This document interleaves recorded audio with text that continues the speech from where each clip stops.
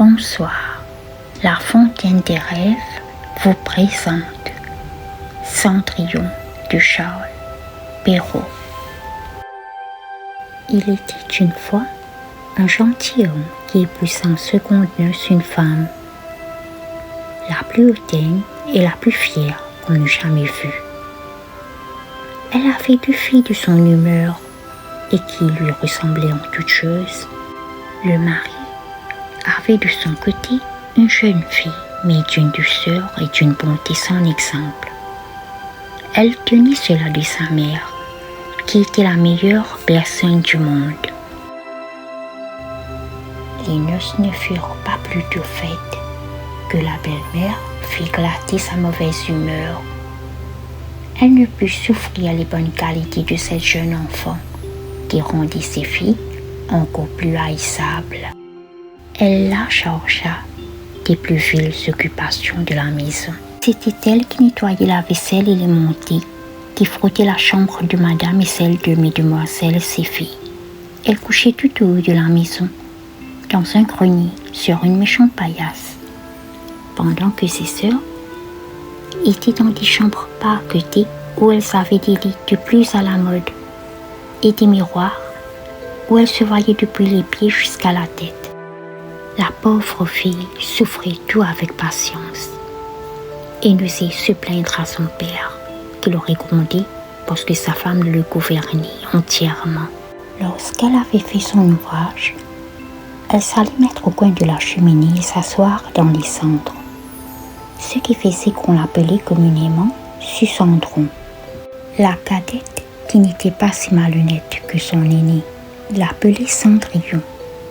Cependant, Cendrillon, avec ses méchants habits, ne laissait point d'être 100 fois plus belle que ses sœurs, quoique vêtue très magnifiquement. Il arriva que le fils du roi donna un bal et qu'il en pria toutes les personnes de qualité. Les deux demoiselles en furent aussi priées, car elles faisaient grande figure dans le pays. Les voilà bien aises et bien occupées à choisir les habits et les coiffures qui leur siéraient le mieux. Nouvelle peine pour Cendrillon, car c'était elle qui repassait le linge de ses sœurs et qui gaudronnait leurs manchettes. On ne parlait que de la manière dont on s'habillerait. Je mettrai mon habit de velours rouge et ma garniture dans l'hôtel. Moi, dit la cadette, je n'aurai que ma jupe ordinaire, mais en récompense, je mettrai mon manteau à fleurs d'or et ma barrière de diamants, qui n'est pas des plus indifférentes. On envoya quérir la bonne coiffeuse pour dresser les cornettes à 2 rangs, et on fit acheter des mouches de la bonne faiseuse. Elle s'appelait Cendrillon pour lui demander son avis, car elle avait le goût bon. Cendrillon lui conseilla le mieux du monde et s'offrit même à les coiffer, ce qu'elles voulurent bien.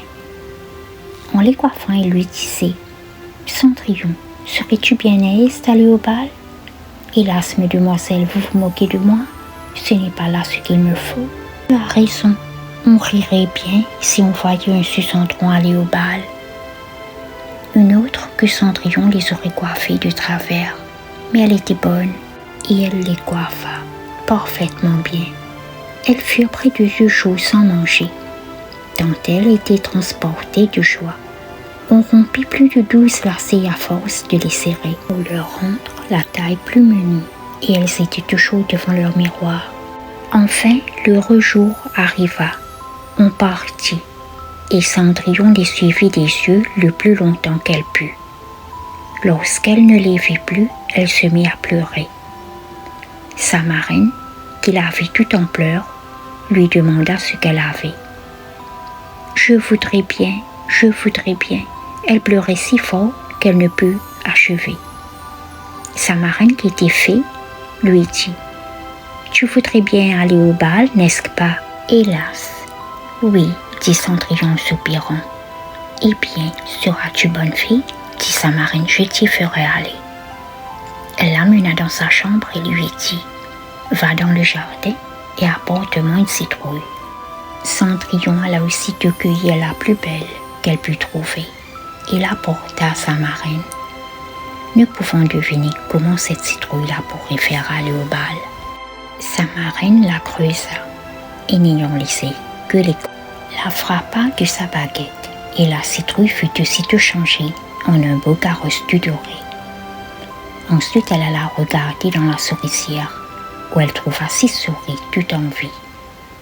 Elle dit à Cendrillon de lever un peu la trappe de la souricière, et à chaque souris qui sortait, elle lui donnait un coup de sa baguette, et la souris était aussitôt changée en un beau cheval. Ce qui fut un bel attelage de 6 chevaux, d'un beau cri de souris pommelée. Comme elle était en peine de quoi elle ferait un cocher. Je vais voir, dit Cendrillon, s'il n'y a point quelques rats dans la ratière, nous n'en ferons un cocher. Tu as raison, dit sa marraine, va voir. Cendrillon lui rapporta la ratière où il y avait 3 gros rats. La fée en prit un d'entre les 3, à cause de sa maîtresse Barbe. Et l'ayant touché, il fut changé en un gros cocher qui avait une des plus belles moustaches qu'on eût jamais vues. Ensuite, elle lui dit, va dans le jardin, tu y trouveras 6 lézards. Derrière l'arrosoir, apporte-les-moi. Elle ne les sut pas plus de rapporter que la marraine les changea en 6 laquais, qui montèrent aussitôt derrière la carrosse, avec leurs habits chamarrés, et qui s'y tenaient attachés, comme s'ils n'eussent fait autre chose de toute leur vie. La fée dit alors à Cendrillon, « Eh bien, voilà de quoi aller au bal, n'es-tu pas bien aise ?»« Oui, mais est-ce que j'irai comme cela avec mes vilains habits ?» Sa marraine ne fit que la toucher avec sa baguette, et en même temps, ses habits furent changés en des habits de drap d'or et d'argent, tout chamarrés de pierreries. Elle lui donna ensuite une paire de pantoufles de fer, les plus jolies du monde. Quand elle fut ainsi parée, elle monta en carrosse. Ses chevaux des souris, ses laquais des lézards, et que ses vieux habits reprendraient leur première forme. Elle promit à sa marraine qu'elle ne manquerait pas de sortir du bal avant minuit. Elle part, ne se sentant pas de joie.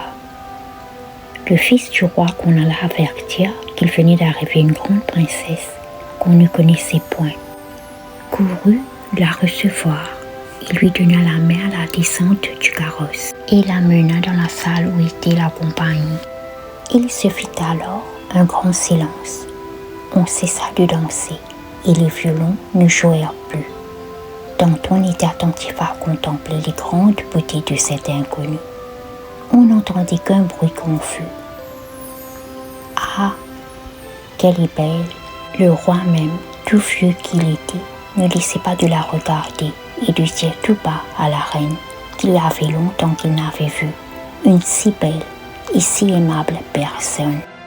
Toutes les dames étaient attentives à considérer sa coiffure et ses habits pour en avoir dès le lendemain de semblable, pourvu qu'il se trouvât des étoffes assez belles et des ouvriers assez habiles. Le fils du roi la mit à la place la plus honorable et ensuite la prit pour la mener danser. Elle dansa avec tant de grâce qu'on l'admira encore davantage. On apporta une fort belle collation dont le jeune prince ne mangea point, tant il était occupé à la considérer. Elle alla s'asseoir auprès de ses sœurs et leur fit 1000 honnêtetés. Elle leur fit part des oranges et des citrons que le prince lui avait donnés, ce qui les étonna fort, car elle ne la connaissait point. Aux quelques étincelles, Cendrillon entendit sonner 11h03. Elle fit aussitôt une grande révérence à la compagnie et s'en alla le plus vite qu'elle put. Dès qu'elle fut arrivée, elle alla trouver sa marraine et après l'avoir remerciée, elle lui dit qu'elle souhaitait bien encore aller le lendemain au bal parce que le fils du roi l'en avait prié. Comme elle était occupée à raconter à sa marraine tout ce qui s'était passé au bal, les 2 sœurs heurtèrent à la porte. Cendrillon leur alla ouvrir. « Que vous êtes longtemps à revenir ?» leur dit-elle en se frottant les yeux et en s'étendant comme si elle n'eût fait que de se réveiller. Elle n'avait cependant pas eu envie de dormir depuis qu'elle s'était quittée. Si tu étais venue au bal, lui dit une de ses sœurs, tu ne t'y serais pas ennuyée. Il est venu la plus belle princesse, la plus belle qu'on puisse jamais voir. Elle nous a fait 1000 civilités. Elle nous a donné des oranges et des citrons. Cendrillon ne se sentait pas de joie. Elle leur demanda le nom de cette princesse. Mais elles lui répondirent qu'on ne la connaissait pas, que le fils du roi en était fort en peine et qu'il donnerait toute chose au monde pour savoir qui elle était. Cendrillon sourit et leur dit « Elle était donc bien belle. Mon Dieu, que vous êtes heureuse. Ne pourrais-je point la voir? Hélas, mademoiselle Javotte, prêtez-moi votre habit jaune que vous mettez tous les jours. » Vraiment, dit mademoiselle Javotte, je suis de cet avis. Prêter mon habit à un vilain sucendron comme cela? Il faudrait que je fusse bien folle. Cendrillon s'attendait bien à ce refus, et elle en fut bien aise, car elle aurait été grandement embarrassée si sa sœur eût bien voulu lui prêter son habit. Le lendemain, les deux sœurs furent au bal, et Cendrillon aussi, mais encore plus parée que la première fois. Le fils du roi fut toujours auprès d'elle et ne cessa de lui conter des douceurs.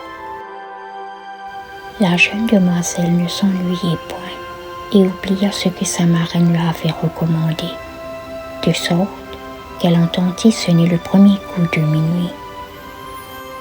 Lorsqu'elle ne croyait pas qu'il fût encore 11 heures, elle se leva et s'enfuit aussi légèrement qu'aurait fait une biche. Le prince la suivit et ne put l'attraper. Elle laissa tomber une de ses pantoufles de verre que le prince ramassa bien soigneusement. Cendrillon arriva chez elle, bien essoufflée, sans carrosse, sans laquais et avec ses méchants habits. Rien ne lui étant resté de toute sa magnificence qu'une de ses petites pantoufles, la pareille de celle qu'elle avait laissée tomber. On demanda au garde de la porte du palais s'il n'avait point vu sortir une princesse. Ils dirent qu'ils n'avaient vu sortir personne, qu'une jeune fille fort mal vêtue et qui avait plus l'air d'une paysanne que d'une demoiselle. Quand ces deux sœurs revinrent du bal, Cendrillon leur demanda si elles s'étaient encore bien diverties et si la belle dame y avait été.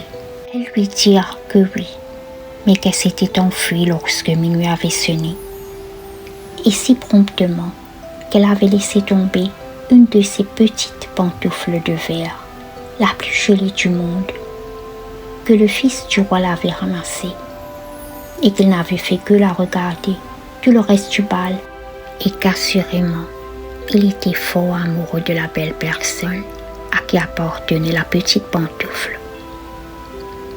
Elles dirent vrai, car, peu de jours après, le fils du roi fut publié, à son de trompe qu'il épouserait celle dont le pied serait bien juste à la pantoufle.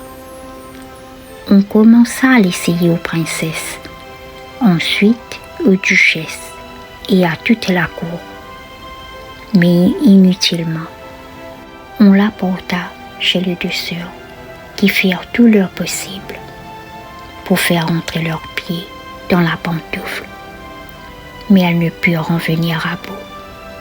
Cendrillon, qui le regardait et qui reconnut sa pantoufle, dit en riant: « Que je vois si elle ne me serait pas bonne. » Ses sœurs se mirent à rire et à se moquer d'elle.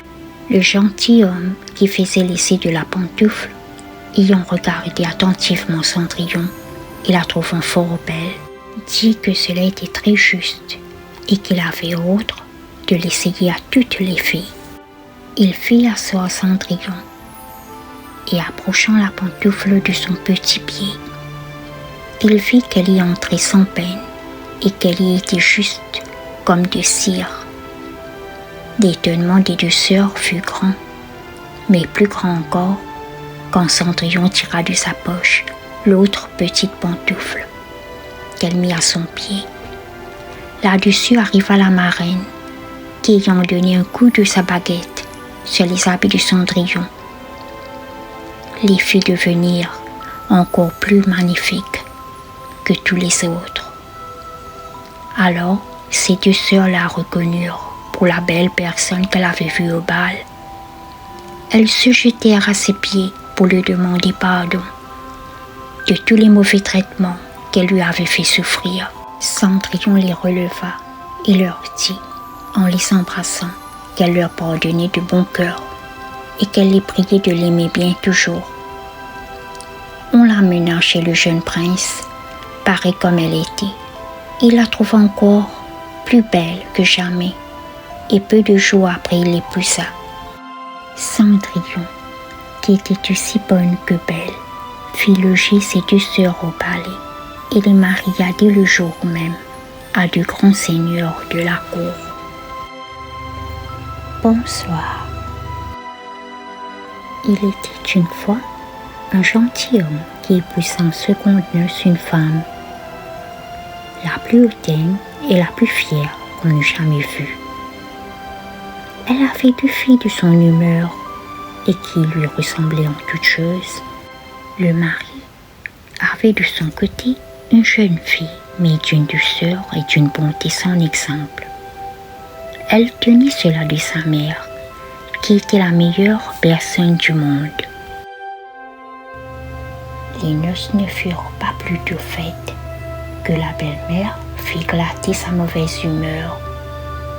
Elle ne put souffrir les bonnes qualités de cette jeune enfant, qui rendit ses filles encore plus haïssables. Elle la chargea des plus viles occupations de la maison. C'était elle qui nettoyait la vaisselle et les montées, qui frottait la chambre de madame et celle de mesdemoiselles ses filles. Elle couchait tout au haut de la maison, dans un grenier, sur une méchante paillasse, pendant que ses sœurs étaient dans des chambres parquetées où elles avaient des lits de plus à la mode et des miroirs où elles se voyaient depuis les pieds jusqu'à la tête.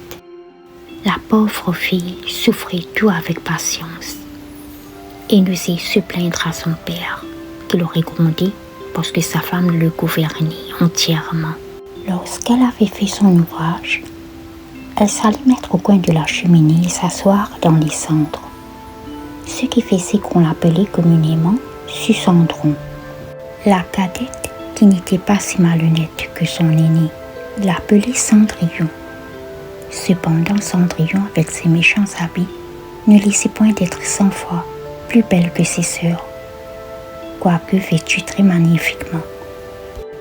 Il arriva que le fils du roi donna un bal et qu'il en pria toutes les personnes de qualité. Les deux demoiselles en furent aussi priées, car elles faisaient grande figure dans le pays. Les voilà bien aises et bien occupées à choisir les habits et les coiffures qui leur siéraient le mieux. Nouvelle peine pour Cendrillon, car c'était elle qui repassait le linge de ses sœurs et qui gaudronnait leurs manchettes. On ne parlait que de la manière dont on s'habillerait. Moi, dit l'aînée, je mettrai mon habit de velours rouge et ma garniture d'Angleterre.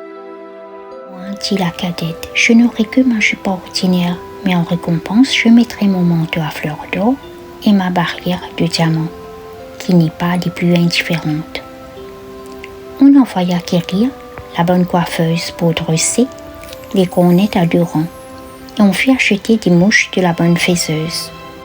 Elle s'appelait Cendrillon pour lui demander son avis, car elle avait le goût bon. Cendrillon les conseilla le mieux du monde et s'offrit même à les coiffer, ce qu'elles voulurent bien. En les coiffant, elle lui disait, « Cendrillon, serais-tu bien aise d'aller au bal? Hélas, mesdemoiselles, vous vous moquez de moi, ce n'est pas là ce qu'il me faut. Tu as raison, on rirait bien si on voyait un Sucendron aller au bal. » Une autre que Cendrillon les aurait coiffées de travers, mais elle était bonne et elle les coiffa parfaitement bien. Elles furent près de 2 jours sans manger, tant elles étaient transportées de joie. On rompit plus de 12 lacets à force de les serrer pour leur rendre la taille plus menue, et elles étaient toujours devant leur miroir. Enfin, l'heureux jour arriva. On partit, et Cendrillon les suivit des yeux le plus longtemps qu'elle put. Lorsqu'elle ne les vit plus, elle se mit à pleurer. Sa marraine, qui la vit tout en pleurs, lui demanda ce qu'elle avait. « Je voudrais bien. » Elle pleurait si fort qu'elle ne put achever. Sa marraine, qui était fée, lui dit « Tu voudrais bien aller au bal, n'est-ce pas ?»« Hélas, oui, » dit Cendrillon en soupirant. « Eh bien, seras-tu bonne fille ?» dit sa marraine, « Je t'y ferai aller. » Elle l'amena dans sa chambre et lui dit « Va dans le jardin et apporte-moi une citrouille. » Cendrillon alla aussitôt cueillir la plus belle qu'elle put trouver et l'apporta à sa marraine, ne pouvant deviner comment cette citrouille la pourrait faire aller au bal. Sa marraine la creusa et n'ayant laissé que les la frappa de sa baguette et la citrouille fut aussitôt changée en un beau carrosse tout doré. Ensuite elle alla regarder dans la souricière où elle trouva 6 souris tout en vie. Elle dit à Cendrillon de lever un peu la trappe de la souricière et à chaque souris qui sortait, elle lui donnait un coup de sa baguette et la souris était aussitôt changée en un beau cheval. Ce qui fit un bel attelage de 6 chevaux, d'un beau cri de souris pommelée. Comme elle était en peine de quoi elle ferait un cocher. Je vais voir, dit Cendrillon, s'il n'y a point quelques rats dans la ratière, nous n'en ferons un cocher. Tu as raison, dit sa marraine, va voir. Cendrillon lui rapporta la ratière où il y avait 3 gros rats. La fée en prit un d'entre les 3 à cause de sa maîtresse Barbe. Et l'ayant touché, il fut changé en un gros cocher qui avait une des plus belles moustaches qu'on n'eût jamais vues.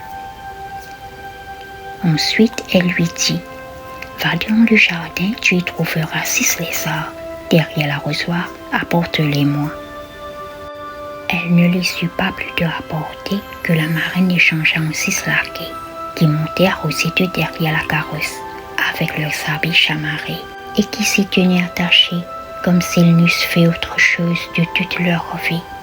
La fée dit alors à Cendrillon « Eh bien, voilà de quoi aller au bal, n'es-tu pas bien aise ?»« Oui, mais est-ce que j'irai comme cela avec mes vilains habits ?» Sa marraine ne fit que la toucher avec sa baguette et en même temps ses habits furent changés en des habits de drap d'or et d'argent, tout chamarrés de pierreries. Elle lui donna ensuite une paire de pantoufles de verre, les plus jolies du monde. Quand elle fut ainsi parée, elle monta en carrosse. Ses chevaux des souris, ses laquais des lézards, et que ses vieux habits reprendraient leur première forme.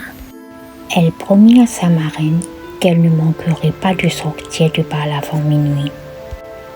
Elle part, ne se sentant pas de joie. Le fils du roi qu'on alla avertir qu'il venait d'arriver une grande princesse qu'on ne connaissait point, courut la recevoir. Il lui donna la main à la descente du carrosse et la mena dans la salle où était la compagnie. Il se fit alors un grand silence. On cessa de danser et les violons ne jouèrent plus. Danton était attentif à contempler les grandes beautés de cet inconnu. On n'entendit qu'un bruit confus. « Ah, qu'elle est belle !» Le roi même, tout vieux qu'il était, ne laissait pas de la regarder et de dire tout bas à la reine qu'il y avait longtemps qu'il n'avait vu une si belle et si aimable personne.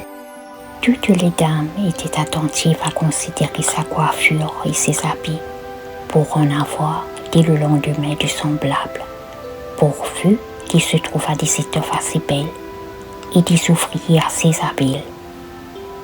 Le fils du roi la mit à la place la plus honorable et ensuite la prit pour la mener danser.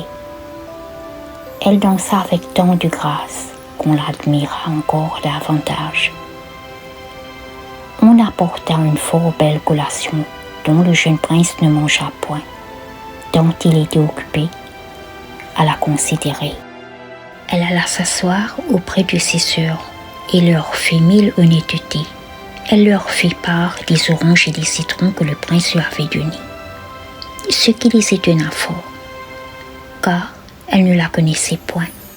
Quelques étincelles, Cendrillon entendit sonner 11h03. Elle fit aussitôt une grande référence à la compagne et s'en alla le plus vite qu'elle put.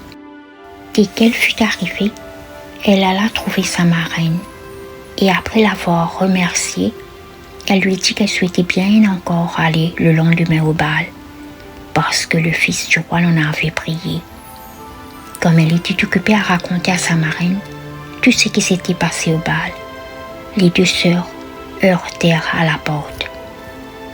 Cendrillon leur alla ouvrir. « Que vous êtes longtemps à revenir ?» leur dit-elle en se frottant les yeux et en s'étendant comme si elle ne fait que de se réveiller. Elle n'avait cependant pas eu envie de dormir depuis qu'elle s'était quittée. « Si tu étais venue au bal, lui dit une de ses sœurs, tu ne t'y serais pas ennuyée. Il est venu la plus belle princesse, la plus belle qu'on puisse jamais voir. Elle nous a fait 1000 civilités. Elle nous a donné des oranges et des citrons. » Cendrillon ne se sentait pas de joie. Elle leur demanda le nom de cette princesse. Mais elles lui répondirent qu'on ne la connaissait pas, que le fils du roi en était fort en peine et qu'il donnerait toute chose au monde pour savoir qui elle était. Cendrillon sourit et leur dit « Elle était donc bien belle. Mon Dieu, que vous êtes heureuse. Ne pourrais-je point la voir ?»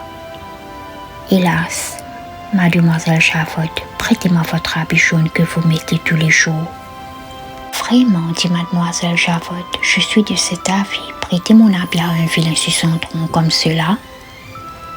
Il faudrait que je fusse bien folle. » Cendrillon s'attendait bien à ce refus, et elle en fut bien aise, car elle aurait été grandement embarrassée si sa sœur eût bien voulu lui prêter son habit.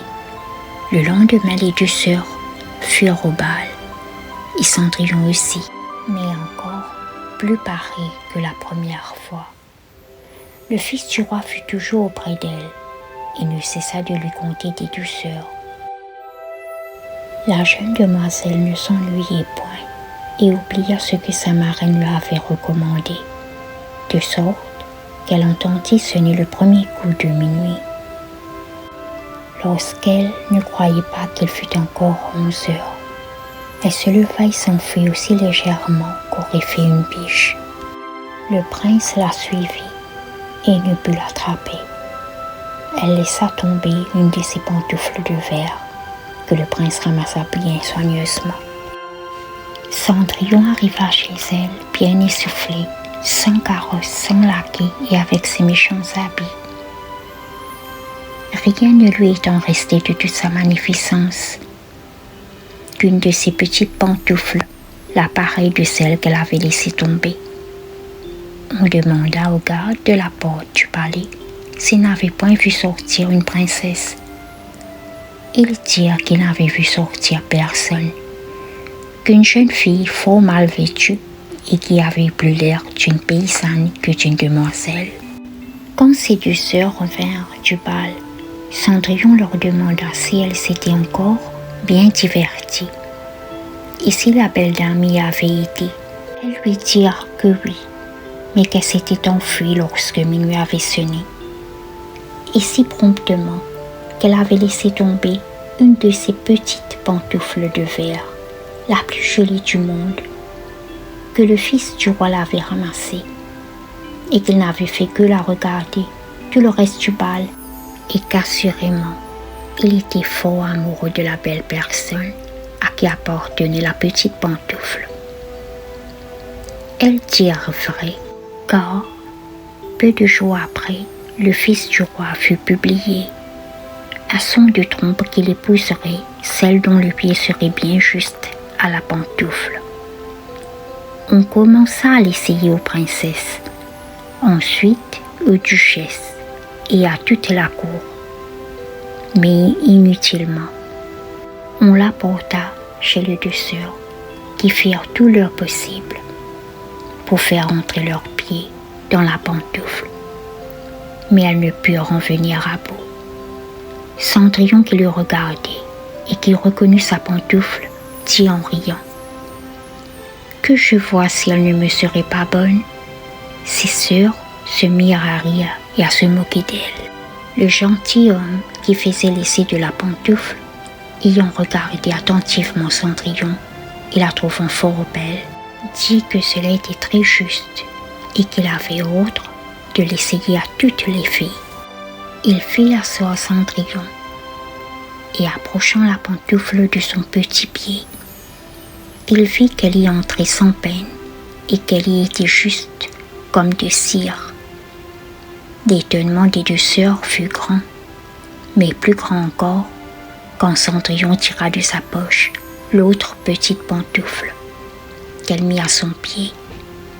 Là-dessus arriva la marraine, qui ayant donné un coup de sa baguette sur les habits de Cendrillon, les fit devenir encore plus magnifiques que tous les autres. Alors, ces deux sœurs la reconnurent pour la belle personne qu'elle avait vue au bal. Elles se jetèrent à ses pieds pour lui demander pardon de tous les mauvais traitements qu'elle lui avait fait souffrir. Cendrillon les releva et leur dit, en les embrassant, qu'elle leur pardonnait de bon cœur et qu'elle les priait de l'aimer bien toujours. On l'amena chez le jeune prince, pareille comme elle était. Il la trouva encore plus belle que jamais, et peu de jours après il l'épousa.